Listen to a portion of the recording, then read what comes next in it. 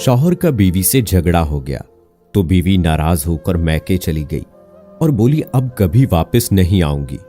कुछ दिन बाद शौहर ने फोन करके कहा मुझसे गलती हो गई, मुझे माफ कर दो और घर वापस लौट आओ।